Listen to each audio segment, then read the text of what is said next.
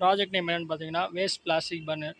First plastic எல்லாமே உள்ளே நம்ம இந்த பைப் வழியாக உள்ளே போட்டுட்டு டைட் பண்ணிடணும். ஃபஸ்ட்டு கண்டெய்னரில் டைட் பண்ணிவிட்டு இதில் வந்து பார்த்தீங்கன்னா வாட்டரை ரொப்பிடணும். வாட்டர் ரொப்பிட்டு கீழே வந்து ஹீட் பண்ண என்ன ஆகும் அப்படின்னா இங்கே பாருங்கள், பர்னர் மூலிமா கீழே வந்து எரிஞ்சிகிட்டு இருக்கும்.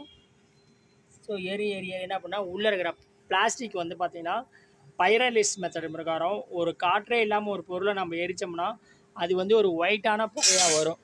சரிங்களா? அந்த ஒயிட்டான புகை என்ன பண்ணும் அப்படின்னா, ஸோ இது உள்ளே ஸ்டோர் ஆகி ஸோ நமக்கு வந்து இந்த பைப் வழியாக என்ன பண்ணணும்னா இங்கே வாட்டரில் வந்து இதாகிடும். ஸோ இந்த வாட்டரில் வந்து இந்த இடத்துக்கிட்ட அந்த எண்ணெய் அப்படியே மிதந்து நிற்கும். சரி, இப்போ நம்ம ஹீட் பண்ணியிருக்கோம், பர்னர் எரிஞ்சிக்கிட்டு இருக்குது. பார்க்கலாம், கொஞ்சம் நேரம் வெயிட் பண்ணி பார்க்கலாம்.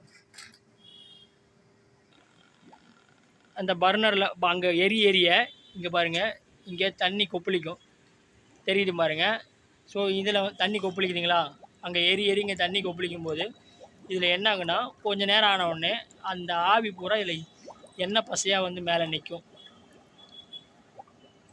பாருங்கள், கொதிக்குதுங்களா.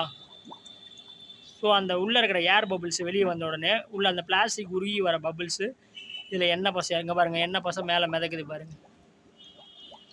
சரிங்களா? நான் கொஞ்ச நேரம் கழித்து முடிச்சதுக்கப்புறம் காட்டுறேங்க.